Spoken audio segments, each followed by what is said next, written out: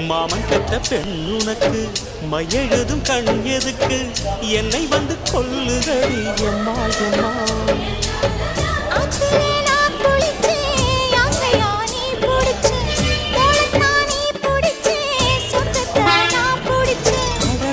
ஒரு அங்குலம் அங்குலமாக நீ ஆசையில் முத்தங்கள் போட அதை என்னன்னு சொல்லுவேன் எப்படி சொல்லுவேன் நானே